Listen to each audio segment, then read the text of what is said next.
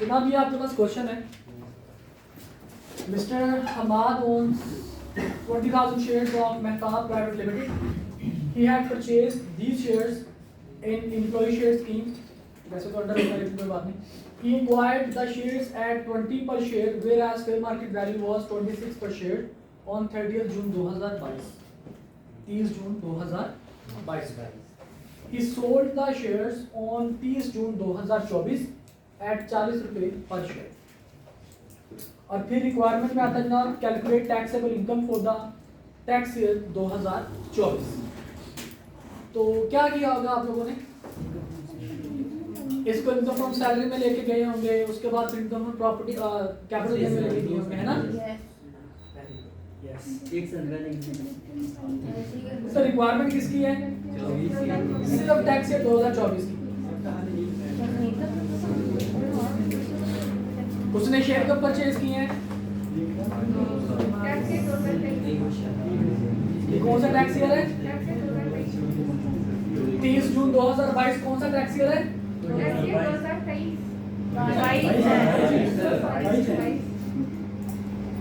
Tax year 2022. Requirement कौन से साल की है? बेचे उसने कब है? इसका मतलब ये हुआ कि जब उसको एसेट, जब उसको शेयर्स मिले थे, जब उसने शेयर एक्वायर किए थे, उस टाइम साल कौन सा था? 2023 का. तो उसकी रिकॉर्डिंग उसने कब की होगी? टैक्स ईयर 2022 का. उस टाइम उसने रिकॉर्डिंग कब की होगी? टैक्स ईयर 2022 में. इनकम फ्रॉम सैलरी कब लिखा होगा उसने? जब उसने शेयर एक्वायर किए, जब उसको बेनिफिट मिला एम्प्लॉयर की तरफ से. और एम्प्लॉयर की तरफ से बेनिफिट भाई को कब मिला? टैक्स ईयर 2022 में. उसकी रिक्वायरमेंट थी कि टैक्स ईयर 2024 में आपने टैक्सेशन बताना है, टैक्सेबिलिटी बतानी है. तो टैक्स ईयर 2024 के अंदर आपके पास सिर्फ एक इनकम आ रही है, दैट इज कैपिटल गेन. तो अब मुझे यहाँ पे इनकम फ्रॉम सैलरी को लिखने की जरूरत नहीं है. मैं यहाँ पे सिंपली क्या लिखूंगा? इनकम फ्रॉम कैपिटल गेन, क्योंकि टैक्स ईयर 2024 में सिर्फ एक इनकम है, that is income from capital gain. अब इनकम फ्रॉम कैपिटल गेन मेरे पास कंसीडरेशन रिसीव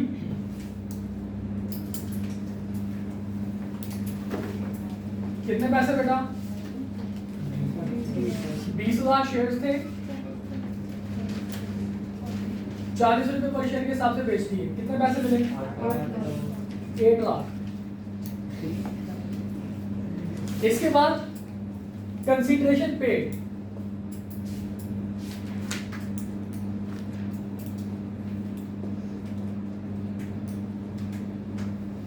अब बेटा कंसीडरेशन पेड में हमने कहा था कि अगर एम्प्लॉय शेयर स्कीम के तहत पैसे हमें मिले तो हमने कौन कौन सी चीज माइनस करनी होती है? कॉस्ट ऑफ शेयर्स और उसके बाद टैक्सेबल सैलरी. अब कॉस्ट ऑफ शेयर्स तो मुझे साफ नजर आ रहे हैं. कितने जनाब कॉस्ट ऑफ शेयर कितने के उसने एक्वायर किए? 20 रुपए. तो 20,000 मल्टीप्लाइड बाय 20 रुपए. जी बेटा कितने पैसे?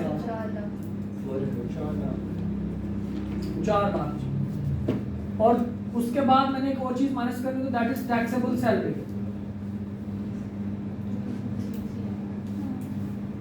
अब टैक्सेबल सैलरी उसने जब उसको एम्प्लॉय शेयर स्कीम के तहत जब उसको शेयर्स मिले थे, तो टैक्सेबल सैलरी का उसने एम्प्लॉय शेयर स्कीम के अंदर कितनी अमाउंट टैक्सेबल सैलरी में उसने शामिल की होगी, उसको देखने के लिए मेरे पास 2022 में मुझे जाना पड़ेगा.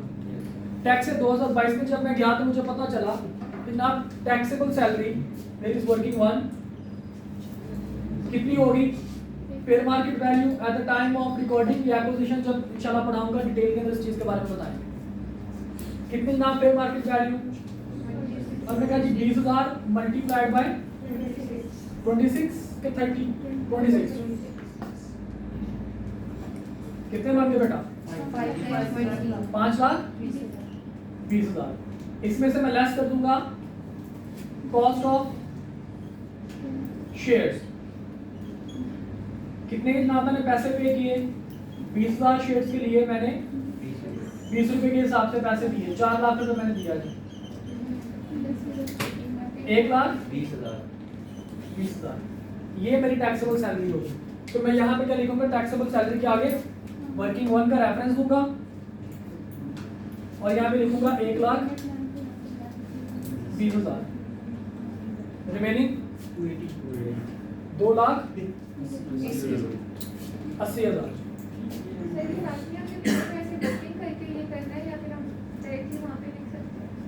किसको डायरेक्टली, मतलब इसको आप कहते हो कि टैक्सेबल सैलरी के नीचे ऐसे शो कर सकते हैं, कर सकते हैं, ठीक है। मतलब आप वर्किंग, आप इसकी कैलकुलेशन आप कर सकते हैं। आप इसको जैसे हमने यहाँ पे इनकम फ्रॉम कैपिटल गेन अलग से हेड बनाया, आप सैलरी को अलग से हेड नहीं बना सकते क्योंकि वो आपकी इनकम नहीं है। इनकम आपकी जनरेट हो चुकी थी 2022 के अंदर, now this is 2024। Got it? तो अलग से करना पड़ेगा, तो ऐसे प्रॉपर लिखना पड़ेगा ना। मैंने ऐसे किया 20,000 मल्टीप्लाई बाय 26 एक ब्रैकेट में -20,000 कर सकते हैं। आप इसको ये भी कर सकते हैं कि 20,000 मल्टीप्लाइड बाय 26 माइनस 20, आप ऐसे भी लिख सकते हैं। लेकिन 20,000 मल्टीप्लाइड बाय 6 भी आप कर सकते हैं। यहाँ पे टैक्सेबल सैलरी वर्किंग के अंदर ऐसे कर सकते हैं, आपकी मर्जी है। लेकिन जब आप इनकम फ्रॉम सैलरी के अंदर इसको लेके जाएंगे तो फिर आपको प्रॉपर लिखना पड़ेगा। जी बेटा, यहाँ तो कि मसलन साल हाँ, ये कैसे पता चलेगा? आप थोड़ा सा लेट आए हैं, मैंने आपको लेक्चर्स दिए हैं मैंने। अच्छा चले, मैं ऐसा करूँगा, हमारे ग्रुप के अंदर आप ग्रुप में ऐड हो ना? ग्रुप में भी ऐड नहीं हो, ऐड कर ला यार। कितने बच्चे नए हैं जो ग्रुप में ऐड नहीं है बेटा? आए ना?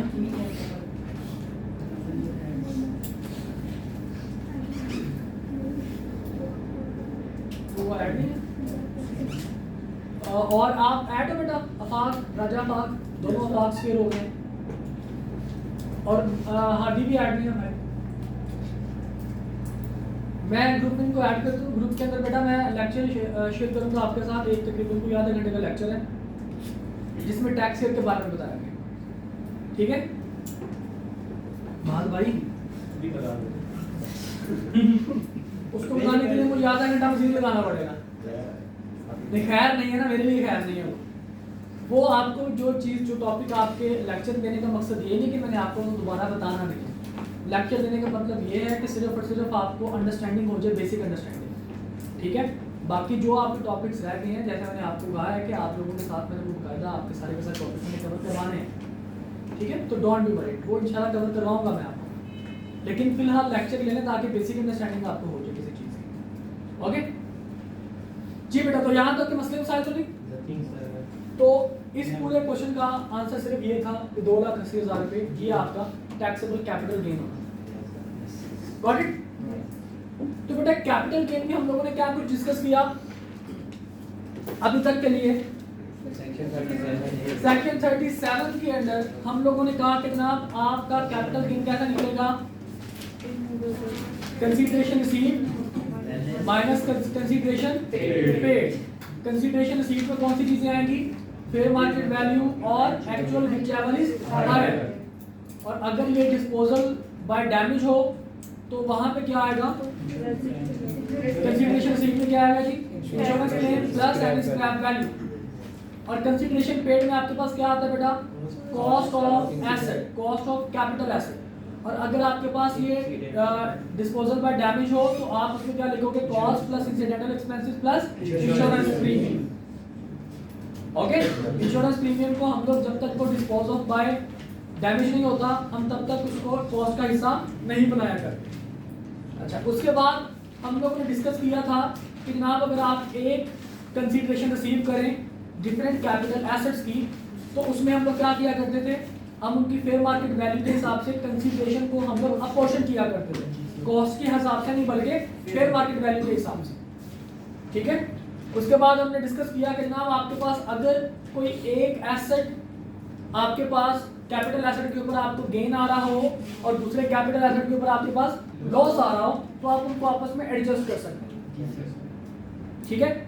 और इसके बाद हमने डिस्कस किया कि कुछ कैपिटल एसेट्स ऐसे हैं कि जिनके ऊपर गेन आए तब तो आप उनको टैक्सेबल करार दे दो, लेकिन जब उनके ऊपर लॉस आ जाए तो आप उसको एडजस्टेबल करार नहीं देते। वो सेक्शन 38 सब सेक्शन 5 के specified certain specified assets, capital assets, ठीक है? उसके बाद हम लोगों ने डिस्कस किया कि जनाब अगर आपको शेयर्स मिलते हैं डिफरेंट डेट्स के शेयर्स डिफरेंट रेट्स पे, तो फाइफो मेथड एप्लीकेबल होता है। जो पहले के शेयर वो वाले निकलेंगे जो पुराने आपने परचेज किए। और अगर आपके पास डिफरेंट रेट्स पे आपने सेम डेट पे डिफरेंट रेट्स के आपने शेयर परचेज किए हैं, तो वहां पे क्या अप्लाई होगा, वहां पे वेटेड एवरेज अप्लाई होगा।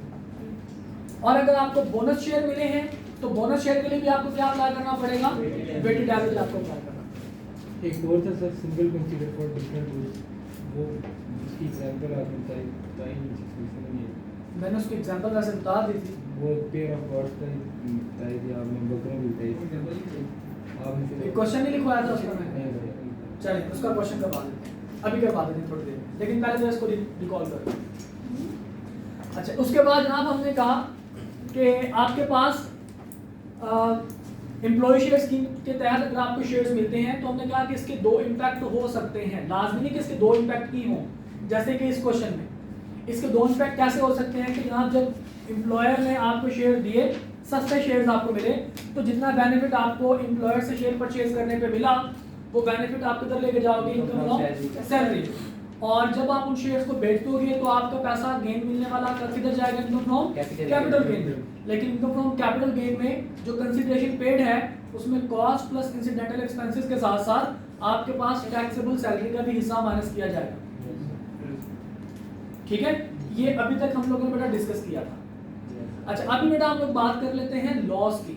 लॉस के बाद बेटा उस एग्जाम्पल की तरफ मैं आता हूँ। ठीक है, और लास्ट में आई थिंक लास्ट में मैंने एग्जाम्पल दी हुई है उसकी क्वेश्चन के तौर पर। मेरा ख्याल है कि मैंने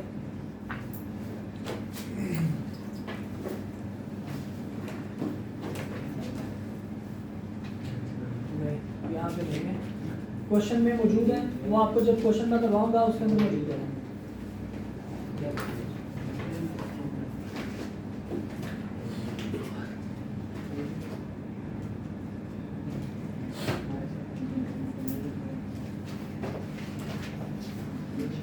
एनीवेज, अच्छा बेटा हम लोग बात कर लेते हैं अब लॉस की। सेक्शन 37 के अंडर जो आपके पास गेन आया तो वो तो हमें पता है कि हम उसको टैक्सेबल करार दे देते हैं। जब बेटा आपके पास लॉस आ गया,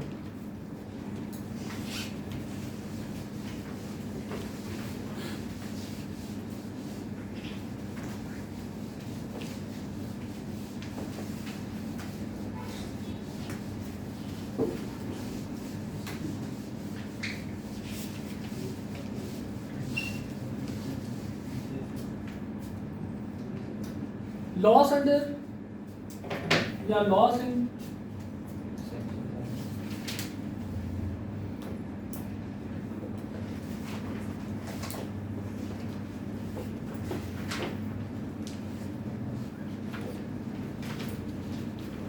loss in capital asset section 37, यानी कि कैपिटल एसेट सेक्शन 37 के जो एसेट्स हैं जितने भी कैपिटल एसेट्स उनमें अगर आपको लॉस आ जाए, बेसिकली इसको डील करता है सेक्शन 38। ये सेक्शन 38 लॉस के बारे में बताता है। कहते हैं जी अगर आपको कभी लॉस आ जाए सेक्शन 37 से, तो वो लॉस जो है अगर आपको किसी और कैपिटल एसेट में कोई गेन आ जाए तो वो लॉस उसमें क्या हो जाएगा, एडजस्ट हो जाएगा। मिसाल के तौर पर आपको शेयर्स में, शेयर्स ऑफ प्राइवेट लिमिटेड में आपको आ गया गेन, कितने का गेन आया जी, लेट्स सपोज, या आपको लॉस आ गया, लेट्स सपोज आपको लॉस आ गया 1 लाख रुपए का, ठीक है, लॉस आ गया जी आप। और इधर से जनाब आपको पेंटिंग में से, आपके पास एक पेंटिंग थी, उस पेंटिंग में आपको गेन आ गया, लेट्स सपोज तकरीबन कोई 50,000 रुपए। This is for example, this is tax year 2020। ये सिर्फ अंडरस्टैंडिंग पर्पस के लिए है, इसको भी ये क्वेश्चन ना समझिएगा, ना इसको एग्जाम्पल समझिएगा, ये सिर्फ समझाने के पॉइंट ऑफ व्यू से आपको मैं साथ साथ एग्जाम्पल मॉडिफाई करता हूँ। पहले समझ लीजिएगा, बाद में इसको नोट कर लीजिएगा। टैक्स 2020 में हमने देखा कि जनाब हमें शेयर्स जो हमने बेचे, कैपिटल लॉस हमें आया 1 लाख रुपए का, जबकि पेंटिंग बेच के हमें कैपिटल गेन आया 50,000 रुपए। अब दोनों सेक्शन 37 के अंदर आते हैं। लॉ ने कहा कि जनाब आप इस लॉस को एडजस्ट करवा सकते हो कैपिटल गेन के साथ। हमारे पास लॉस कितने का बेटा? लाख रुपए का। गेन कितना हमारे पास? 50,000 का। तो नेट हमारे पास अमाउंट कितनी रह गई? 50,000 का हमारे पास लॉस रह गया। ऐसा ही है किसमें? टैक्स 2020 के। This is capital loss. और आपको पता है कि बेटा लॉस तो टैक्सेबल होते नहीं है। एक तो आपको नुकसान हो रहा है, ऊपर से आप टैक्स भी पे करें, तो इतने ज़्यादा नहीं है टैक्सेबल। तो आपने कहा था जो क्या नाम है मूवेबल होते हैं उनको एडजस्ट नहीं करते होते। मूवेबल गेन है, ठीक है, ब्रैकेट का मतलब लॉस माइनस है ना, ठीक है। अच्छा, तो कैपिटल लॉस जनाब आपके पास आ गया 50,000 रुपये। अब कैपिटल लॉस के ऊपर आपको पता है कैपिटल गेन के ऊपर तो आप टैक्स पे करते हो क्योंकि अब आपकी इनकम होती है, जबकि कैपिटल लॉस तो आपका नुकसान हो रहा है, उसके ऊपर कैसा गेन, कैसा टैक्स। अब यहाँ पे लॉ भाई साहब कहते हैं कि अच्छा तुम्हें ऑलरेडी लॉस हो रहा है तो चलो तुम टैक्स पे ना करो। वो हमने रोना शुरू कर दिया कि भाई मतलब तुम देख रहे हो कि कितना नुकसान हुआ है, 50,000 का मुझे नुकसान हो गया और तुम फिर भी टैक्स की बात कर रहे हो, आंख है बड़ी बड़ी और तुम टैक्स पे करने की बात करते हो। तो कहता है यार अच्छा चलो रो नहीं, क्या चाहते हो? मैं कहता हूँ यार ये मुझे इतना लॉस हुआ है, ये इसके साथ कुछ करो। जैसे कहते हैं शेर कुछ कर तो टैक्स, वो टैक्स वाले को भाई साहब को हम लोग कहते हैं कि भाई साहब इसके साथ कुछ करें। तो टैक्स वाले भाई साहब कहते हैं कि तुम ये लॉस जो तुम्हें 2020 यानी कि इस साल जो तुम्हें लॉस मिला, इसको तुम अगले 6 साल तक कैरी फॉरवर्ड कर सकते हो। मतलब this loss can be carry forward up to 6 years, can be carry forward up to 6 years।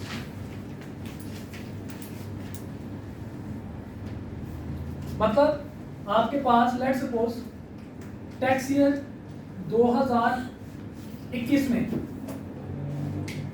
आपने मजीद कुछ शेयर्स बेचे,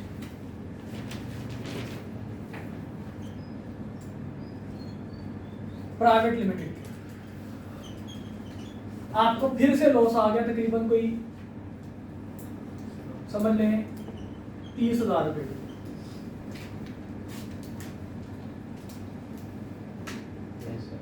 ठीक है, या गेन आ गया, चले गेन आ गया आपको 30,000 रुपये, प्राइवेट लिमिटेड के आपने शेयर्स बेचे, आपको इस दफा क्या मिल गया? गेन मिल गया कितने का? 30,000 रुपये। अब लॉ कहता है कि याद करो 2021 में तुम्हें गेन मिला 30,000 का, तुम्हारा ये कैपिटल गेन है, ये टैक्सेबल होना चाहिए। मैंने कहा सर पिछले साल आपने मुझे कहा था कि मैं इसको कैरी फॉरवर्ड कर सकता हूँ। उसने कहा हाँ ठीक है। कैरी फॉरवर्ड करने का मतलब है कि आप इसको एडजस्ट करवा सकते हो अगले सालों में। Carry forward up to 6 years का क्या मतलब है? अगले 6 सालों तक आप इसको क्या करवा सकते हो? एडजस्ट करवा सकते हो। अब मैंने कहा जी लॉस कितना? उसने कहा लॉस कितना? मैंने कहा जी 50,000 का। कहता ठीक है, आप इसको कैरी फॉरवर्ड लॉसेस के नाम से एडजस्ट करवा लो 50,000। मैंने कहा जी अब एडजस्ट करवाने के बाद भी लॉस बच गया है 20,000 रुपये का लॉस। कहता ठीक है, इस साल भी टैक्स पे ना करो क्योंकि तुम्हें लॉस अभी भी आ रहा है, तुम्हारा बहुत बड़ा नुकसान हुआ था जो अभी तक कॉम्पनसेट नहीं हो रहा। फिर मैंने कहा भाई साहब now this is tax year 2022,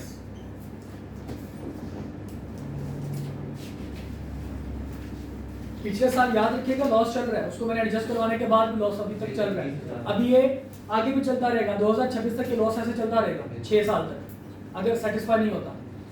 अब टैक्स ईयर 2022 में मैंने फिर से कुछ शेयर्स बेचे,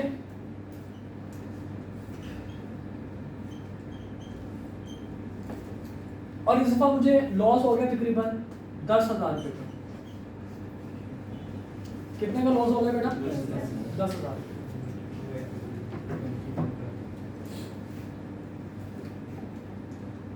मैंने कहा यार ये क्या बदतमीजी है भाई, पहले भी लॉस चलता आ रहा है, मजीद लॉस आ गया। अब उसने कहा यार लॉस आ गया ना तो टैक्स ना पे करो। मैंने कहा यार तुमने अच्छा फॉर्मूला पकड़ा हुआ, लॉस आ गया टैक्स पे ना करो। तुम्हें क्या पता हो कि जिसके ऊपर बीतती है, जिसके ऊपर गुजरती है उसी को पता होता है, तुम्हें क्या पता हो कि लॉस का दर्द क्या होता है। टैक्स वाले ने कहा भाई साहब कोई बात नहीं यार, चलो छोड़ो, लॉस आ गया तो क्या कर सकते हैं। मैंने कहा जी बिल्कुल ऐसे क्या कर सकते हैं, लिखा हुआ था किस्मत में ऐसे आना ही होना। कौन कहते हैं? टैक्स वाला कहते हैं। अच्छा जी, अब लॉस आ गया मुझे, तो अब इसके साथ क्या किया जाए बेटा? लॉस आ गया तो मुझे कुछ भी नहीं करना, इनकम तो है नहीं। इसके बाद ऐड करते हैं उसको फिर लेते हैं साल के लिए ऐड इनको तो करना है इसमें, हमने इनको अलग रखा। अब ये लॉस बेटा कब आया? ये जो लॉस अभी बाकी है ये कब आया था? 2020 में आया था 50,000। अगले साल जो कि एडजस्ट होने के बाद 20,000 आ गई। एक्चुअली ये 20,000 नहीं, एक्चुअली ये 50,000। ये कैरी फॉरवर्ड होगा अगले 6 साल के लिए, यानी कि 2026 तक। ये लॉस कब आया बेटा? 2022 में आया। अब ये मजीद कैरी फॉरवर्ड होगा अगले 6 साल तक, यानी कि 2028 तक। तो इनको मैं आपस में ऐड नहीं कर सकता। ये 20,000 कब तक चलेगा? 2026 तक, अगर भी सेटिस्फाई नहीं होता। ये 10,000 कब तक चलेगा? 2028 तक। अच्छा, फिर आया जनाब साल 2023।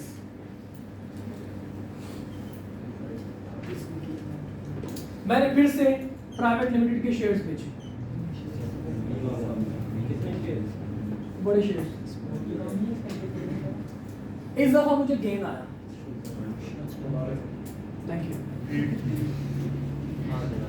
और बेटा मुझे गेन आया तकरीबन कोई 18,000 रुपए का। 18,000 रुपए का बेटा मुझे गेन आया। अब यहाँ पे मैं क्या करूँ, मेरे पास बैक एंड में 2 लॉसेस चल रहे हैं, 20,000 का 10,000 का। जी, तो टैक्स वाले कहते हैं कि भाई साहब आपके पास जो पुराना लॉस होगा सबसे पहले आप उसको एडजस्ट करोगे। जो पुराना लॉस है पहले आप उसको एडजस्ट करोगे, बाद वाले लॉस को आप बाद में एडजस्ट करोगे। मतलब अब मुझे एडजस्ट करना पड़ेगा किसको? Carry forward losses. कौन से? 2020 के। कितने हैं जी? 20,000 रुपए। रिमेनिंग कितना रह गया? 2,000। और ये कैरी फॉरवर्ड लॉसेस जनाब 2020 का है, और कैरी फॉरवर्ड लॉसेस 2021 के मेरे पास एज इट इज आ रहे होंगे। कितना? 10,000 रुपये को ना भी लिखो कोई मसला नहीं।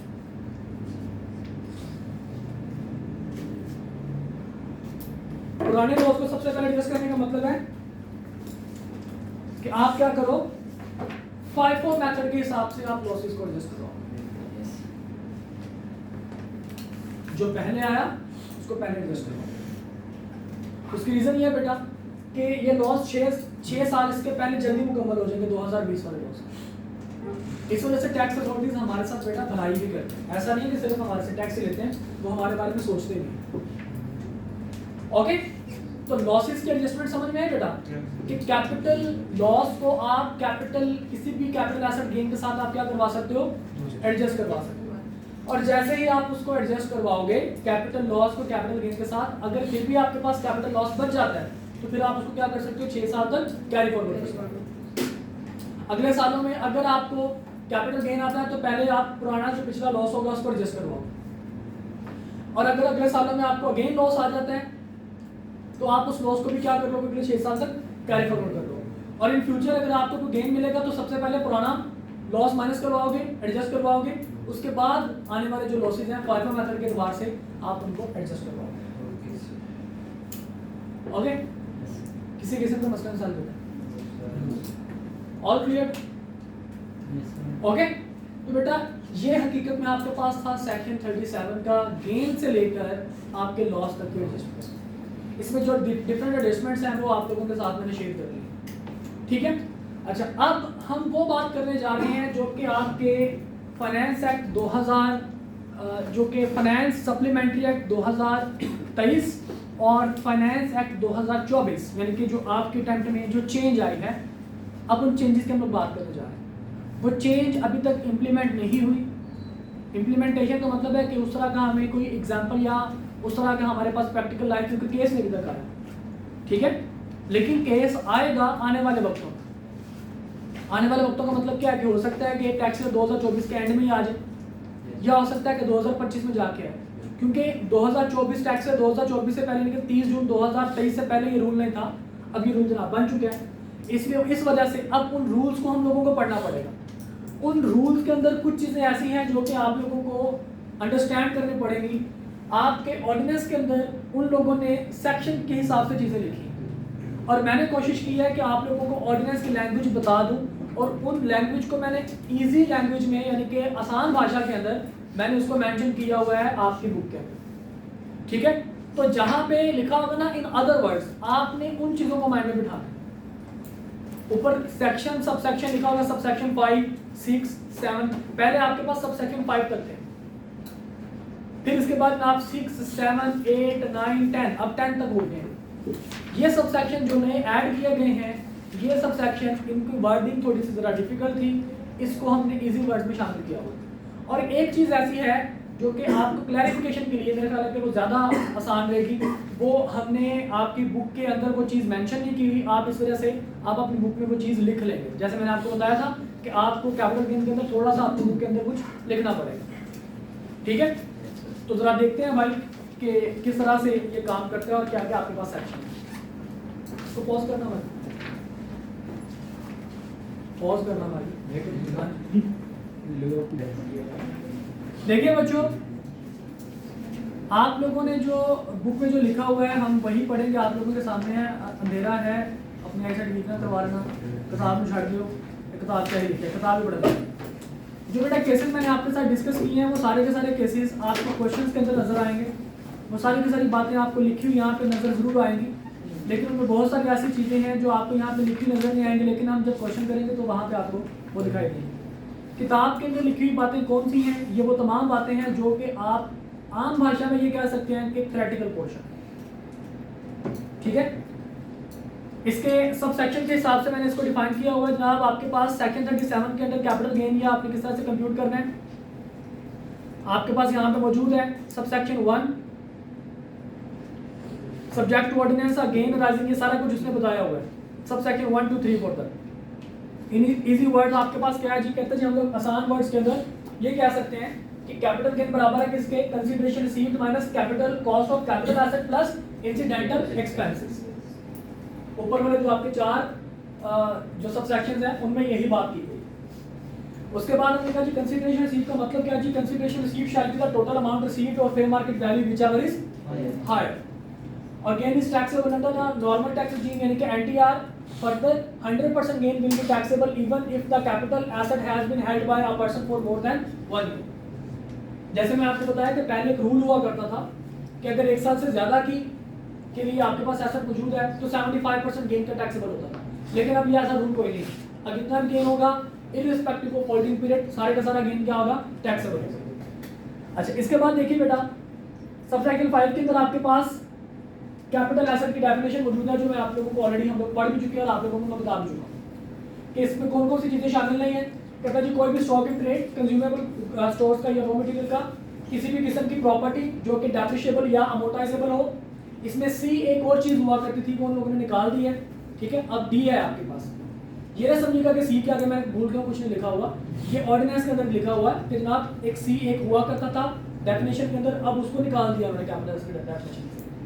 कहता जी किसी भी किस्म की आपकी movable property excluding capital assets specified in sub section 5 of section 38 held for personal use by the person और any member of the person family dependent on the person, जो मैंने आपको सर्टेन स्पेसिफाइड एसेट के बारे में बता दिया। अब यहाँ से आपका नया दो शुरू होता है जो कि इस साल ऐड किया गया, सब सेक्शन 6 है। सब सेक्शन 6 आपको क्या कहता है ये मैं पहले आपको थोड़ा सा बता दूं। बेटा हम लोगों ने कहा कि हमारे पास कितने सेक्शंस हैं कैपिटल गेन के लिए, 2 सेक्शन, 37 के एसेट्स और 37 ए के एसेट्स। हमने कहा था कि 37 ए के जो एसेट्स हैं वो तमाम के तमाम उसमें पब्लिक नेचर के होते हैं, फॉर एग्जांपल पब्लिक कंपनी के शेयर्स, ऐसे क्या। हम यहाँ पे कहते हैं कि जनाब आपके पास लाजमी है सेक्शन 37 ए के अंदर, वैसे जाके मैंने इस चीज़ को मेंशन किया होगा, लेकिन अभी मैं आपको सेक्शन 37 पढ़ा रहा हूँ तो इस वजह से थोड़ा सा इसके बारे में डिस्कस कीजिए। कहता है जनाब आपके पास the person acquiring the capital asset being share of the company, ये सेक्शन 37 की बात कर रहा है, ठीक है। सेक्शन 37 की ये बात कर रहा है कि अगर आप किसी कंपनी के शेयर परचेज करते हैं, कौन सी कंपनी के, प्राइवेट लिमिटेड, तो क्या होगा, shall deduct advance adjustable tax from the gross amount paid as a consideration for the shares at the rate of 10% of the fair market value of shares which shall be paid to commissioner by way of credit to the federal government within 15 days of the payment। कहते हैं भाई जब आप share purchase करेंगे किसी भी company के private limited के और आप उनको पेमेंट कर रहे होगे तो आपने 10% टैक्स काटने के बाद उनको पेमेंट करनी है। मिसाल के तौर पर आपने किसी कंपनी के शेयर परचेज किए 1 लाख रुपए के, आप उनको 1 लाख रुपए पहले पे करते होंगे, जितने के शेयर परचेज किए आपने उतनी पेमेंट कर दी, ऐसा ही है ना। अब लॉ कहता है कि जी आपने उसको लाख रुपए के आपने शेयर परचेज किए होंगे लेकिन आप उसको पेमेंट लाख रुपए की नहीं करेंगे बल्कि आप उसको पेमेंट 90,000 रुपए की करेंगे। 10% जो होगा प्रोसीड्स का फेयर मार्केट वैल्यू का, वो फेयर मार्केट वैल्यू क्या है क्या नहीं वो भी आपको करना है। जो 10% होगा फेयर मार्केट वैल्यू का या प्रोसीड्स का, आप उसको क्या करोगे, आप उसका 10% टैक्स के तौर पर फेडरल गवर्नमेंट को जमा करवाओगे। कौन जमा करवाएगा? जो परचेज कर रहा है। टैक्स काटेगा कहां से? जिसको पेमेंट कर रहा है उसके अमाउंट में से टैक्स काटेगा।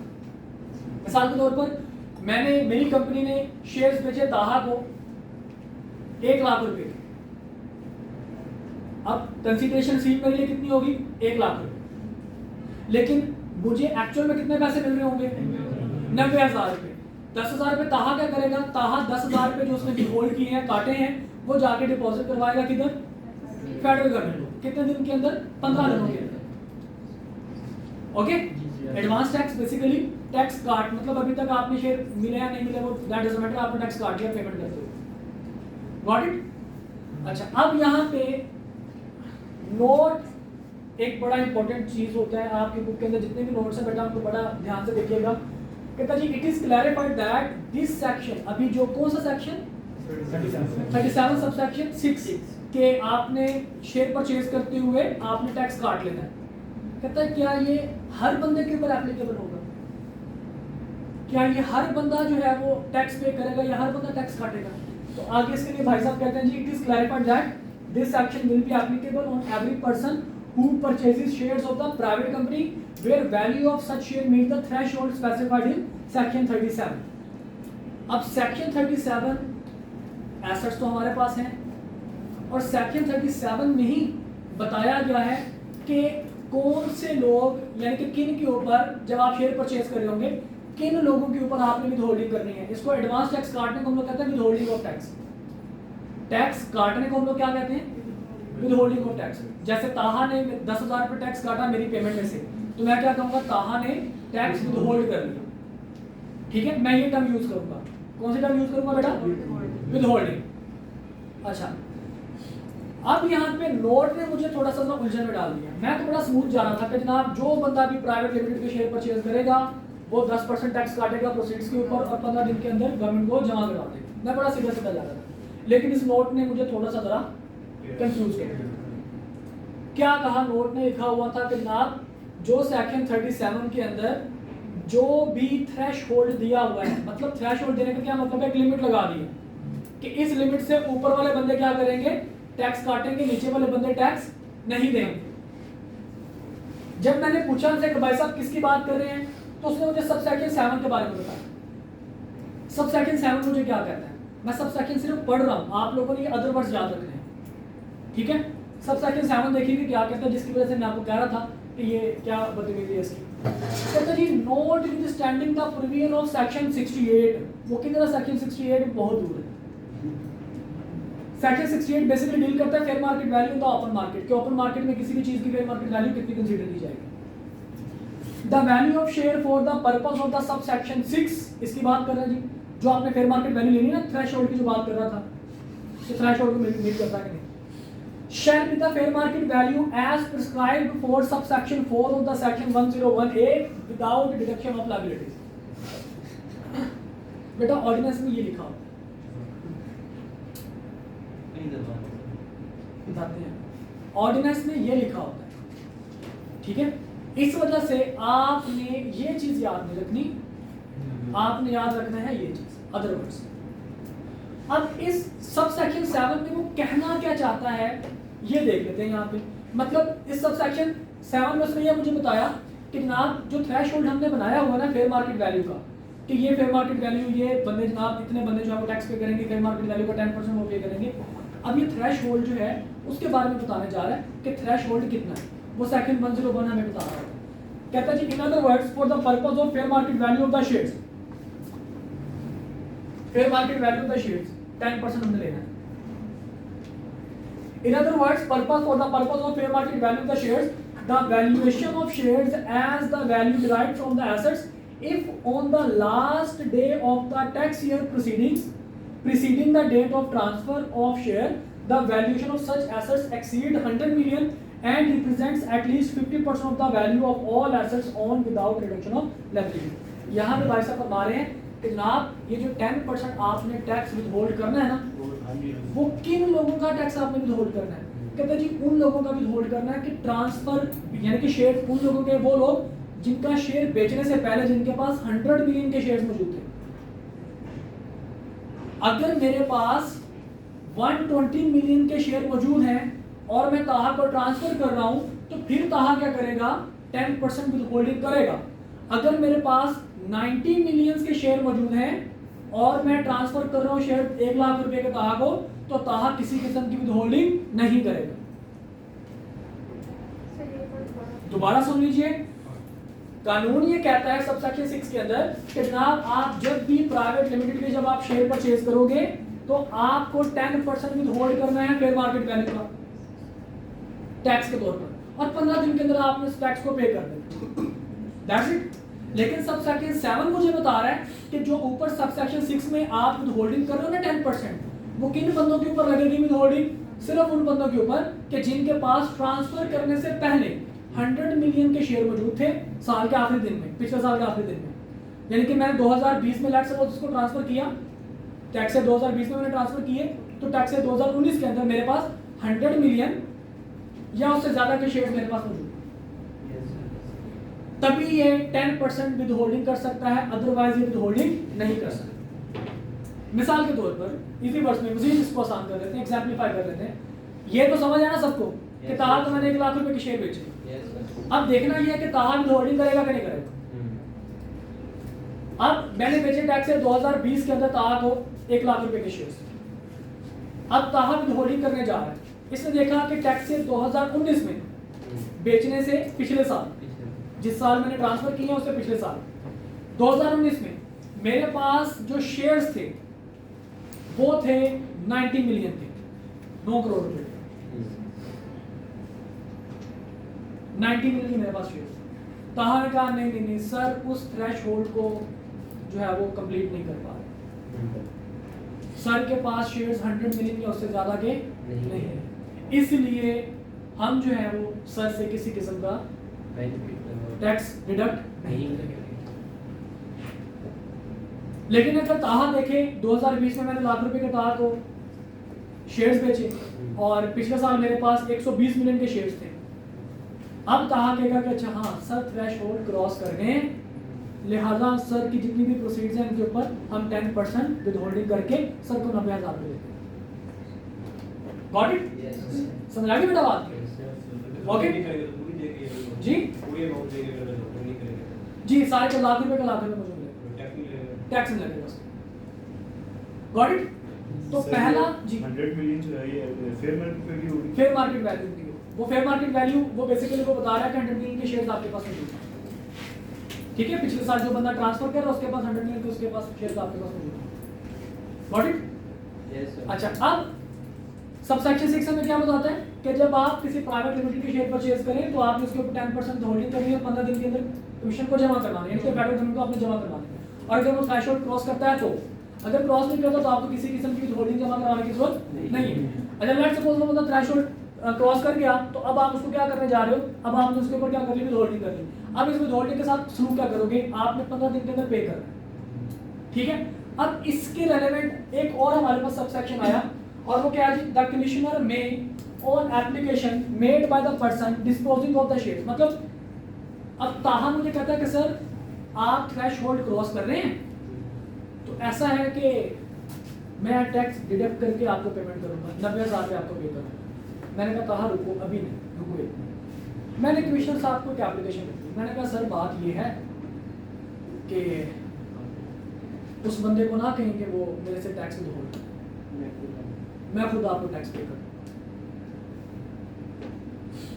देखिए उसके लिए तो एक्सपेंस है शेयर परचेज करना, इनकम किसके लिए? मेरे लिए ना। वो टैक्स किसकी इनकम पे काट रहा है? मेरी इनकम पे काट रहा है ना। अब जो मेरी इनकम पे टैक्स काटेगा तो उसका मतलब क्या हुआ कि टैक्स मेरा पे ये कर रहा है। और जैसे हम खाना खाने के लिए गए तो मैं बिल आ गया जनाब अच्छा खासा, तो मैं मेरा कज़न बाकी दोस्त भी थे, तो मैंने कहा अच्छा यार मैं बिल मैं पे करता हूँ। मेरा कज़न कहता नहीं यार तुम बिल नहीं दोगे। मैं कहा यार नहीं मैं देता हूँ बिल।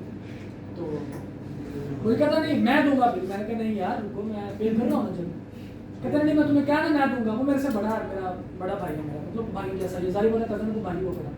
कहता नहीं मैं पे कर रहा हूँ तुम चुप करके बैठो मैं दूंगा। पे नहीं मतलब उसने कहा जी मैं दूंगा। मैंने कहा अच्छा। मैंने कहा ठीक है। उसने बिल देखा, कहता लाओ दो। मैंने बिल उसको दिया, उसने आके देख दिया। मैंने कहा तुमने कहा था कि तुम दोगे? कहता हाँ यही तो मैंने कहा था कि बिल मैं दूंगा, पैसे तुम्हारे से लेके मैंने तो दिया। तो ये जनाब यहाँ पे यही हाल है कि कमिश्नर साहब कहते हैं टैक्स पे करो, कहा कहता है टैक्स मैं दूंगा। काटेगा टैक्स कहाँ से?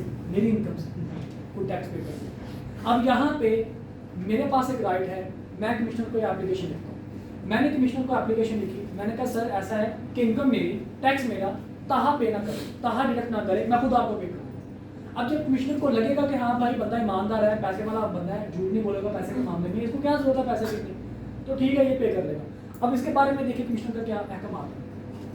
कहता जी द कमिश्नर में on application made by the person disposing of the shares and after making such inquiry as the commissioner thinks fit allow making the payment without deduction of tax or deduction of tax at reduced rate। yes तहा को phone करके कह सकता तहा भाई हसन से मेरी बात हो गई है, आपको किसी किस्म की टैक्स विथहोल्ड करने की जरूरत नहीं है, हसन खुद मुझे टैक्स पे कर देगा। ओके अदर वर्ड्स में क्या लिखना है जनाब? इन other words the commissioner is empowered to allow payment of sales consideration without deduction of tax or deduction of tax at reduced rate subject to filing of application by the person disposing of the shares।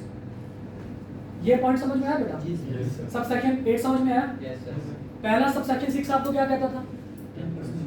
10% fair market value आपने withhold करना और 15 दिन के अंदर commissioner को जमा करना। और सबसेक्शन 7 का आपको क्या कह रहा था कि हर बंदा नहीं बल्कि थ्रेशोल्ड जो बंदा क्रॉस करेगा, और थ्रेशोल्ड कितने का है? 100 मिलियन। पिछले साल की शेयर्स की वैल्यू कितनी चाहिए? 100 मिलियन, उससे ज्यादा। सबसेक्शन 8 का कहता है जी अगर जो बंदा शेयर्स ट्रांसफर कर रहा है, डिस्पोज ऑफ कर रहा है, अगर वो कमिश्नर को एप्लीकेशन लिख दे तो कमिश्नर विद होल्डिंग के लिए मना भी कर सकता है कि भाई साहब टैक्स विथहोल्ड ना करना, सारी की सारी पेमेंट कर दो। ओके अब सबसेक्शन 9 आपको क्या कहता है जी? ये बड़ा मजे का सबसेक्शन 9 है। इसने बड़ा खपाया था, इसने मुझे इतना खपाया था, सोच आप क्यों खपाया था। अभी मैं पहले सेक्शन सबसेक्शन पढ़ूंगा फिर आपको बताऊंगा क्यों खपाया था। देखो क्या कह रहा है, the provision of section 161, 162 entry number 15 of the table in section 182 clause C of subsection 1 of section 191 and section 205 shall mutandis apply to the tax deductible and payable under this section।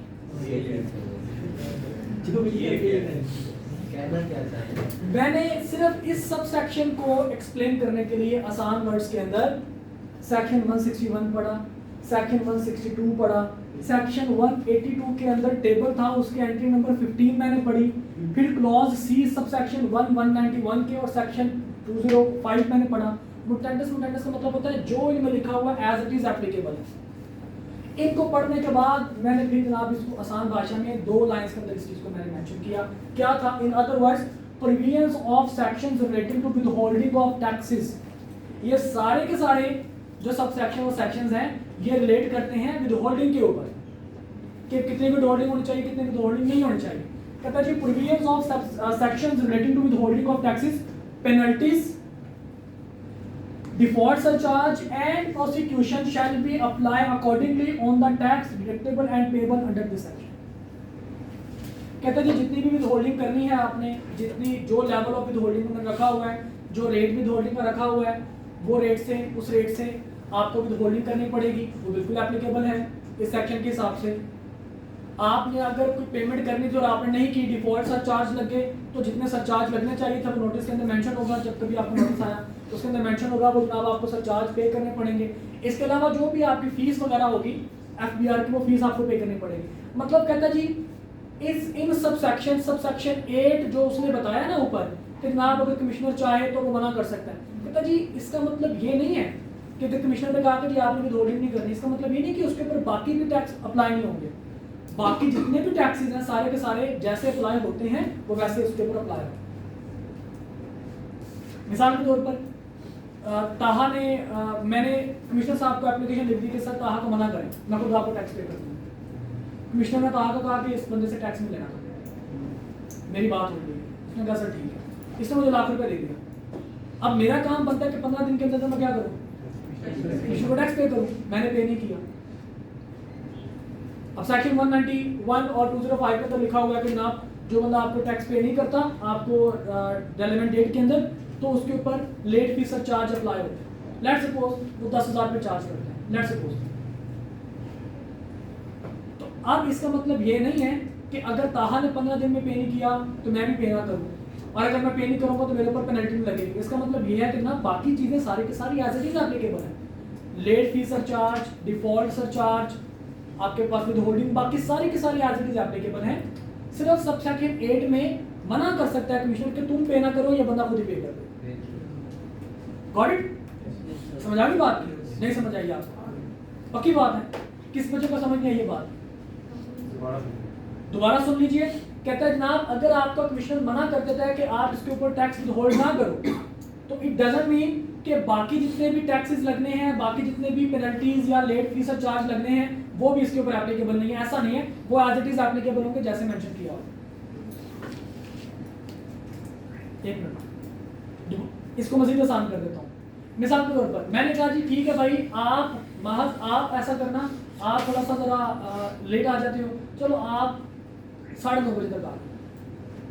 अब आपके 9:30 बजे आने का हरगिज़ मतलब ये नहीं है कि क्लास 9:30 स्टार्ट होती है। क्लास आपकी 9:15 स्टार्ट होगी। Got it? इसका मतलब ये है कि ना कहते हैं बाकी जितने भी late fees surcharge, default, fine, penalties, सारा कुछ एज इट इज एप्लीकेबल है अगर कमिश्नर मना कर दे कि एडवांस टैक्स नहीं काटना है। नाउ गॉट इट और नॉट? नहीं समझ आई? किस पॉइंट से समझ नहीं मुझे ये बताओ।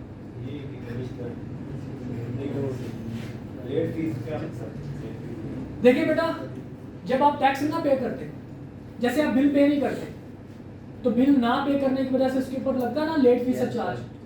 ऐसे ही टैक्स ना पे करने पे भी टाइमली अगर आप टैक्स पे नहीं करते तो उसके ऊपर भी लेट फीस चार्ज लगता है। तो कहता जी आपके पास अगर कमिश्नर एडवांस टैक्स काटने से मना कर दे, इट डजंट मीन कि लेट फीस चार्ज जो भी एक्स्ट्रा जो जितने भी टैक्सेस हैं वो भी बंदे के मना हो जाएंगे, माफ हो जाएंगे। ऐसा नहीं होगा, उसको वो एज इट इज पे करने के। ओके जी बेटा पूछिए। सर ये जो आपने अदर टैक्सेस का बोला, ये पेनल्टीज और डिफॉल्ट सरचार्जेस, ये भी जब शेयर्स ट्रांसफर होते हैं वो वाली जी उस टाइम जितने भी उसके रेलेवेंट जितने भी विथहोल्डिंग, जितने भी लेट फीस चार्ज वगैरह वो सारा कुछ इसमें आएगा। कहता जी वो मना नहीं होंगे, वो as it is applicable. Okay चलें जी आगे। अच्छा इसके बाद जनाब सबसेक्शन 10 है जी, ये बड़ा मजे का। भाई ने भी टैक्स पे नहीं किया, इन्होंने विथहोल्डिंग की ही नहीं, इसको पता ही नहीं था कि विथहोल्डिंग भी करनी है, और मैं भी चुप करके बैठा रहा। मैंने भी कहा कि ठीक है अच्छी बात है, इसको नहीं पता, मैं थ्रेशोल्ड क्रॉस कर चुका था। तो क्या हुआ, सबसेक्शन 10 आ गया हमारी जिंदगी के अंदर, और आगे क्या फरमाता है? The person disposing of shares shall furnish to the commissioner within 30 days of the transaction of disposal the prescribed information or document in a statement as may be prescribed, provided that the commissioner may by notice in writing require the said person to furnish information, document and statements within a period of lesser than 30 days as specified in the notice। मैंने जनाब इसको share बेचे, भाई साहब ने कोई विथहोल्डिंग की नहीं की, मैंने इसको कहा भी नहीं कि विथहोल्डिंग करनी थी, तुमने नहीं की, मैं बड़ा खुश हूँ। कमिश्नर ने कहा कि भाई साहब जब भी कोई बंदा शेयर बेचेगा, उसका काम है कि अपनी वो जितने के शेयर उसने बेचे, ठीक है, जितने उसके पास शेयर अवेलेबल हैं, पिछले साल उसके पास जितने शेयर्स थे, वो सारे के सारे डॉक्यूमेंट, वो सारी की सारी इन्फॉर्मेशन 30 दिन के अंदर मुझे वो सबमिट करवा। मिसाल के तौर पर मैंने शेयर 1 लाख रुपए के बेच दिए ताहा को, तो अब जितने भी सेल प्रोसीड्स मिलेंगे मुझे, जितने के शेयर्स बेचे हुए सारी की सारी रिपोर्ट तैयार करके मुझे 30 दिन के अंदर किसको जमा करवानी है? कमिश्नर को जमा करवानी है। ठीक है, ताकि कमिश्नर बैलेंस रख सके, चेक एंड बैलेंस रख सके कि अच्छा भाई विद होल्डिंग प्रॉपर्ली हुई है या नहीं, अगर नहीं हुई तो क्यों नहीं हुई। Got it? समझ आ गई बात की? अच्छा, इसके बाद जनाब आगे भाई साहब फरमाते हैं ये जो चीज़ बेटा आप लोगों ने लिखनी है, जैसे मैंने आपको बताया ये चीज़ आपने अपने बुक के अंदर लिखनी है। मैं एक दफ़ा पढ़ लेता हूँ, इसकी एग्जाम्पल भी है, मैंने एग्जाम्पल भी इसकी करवा देता हूँ और टाइम ज़्यादा हो गया, कल इंशाल्लाह इसको डिस्कस करेंगे। कोई क्वेश्चन किसी का अभी तक? All okay? अटेंडेंस पर बात करते हैं।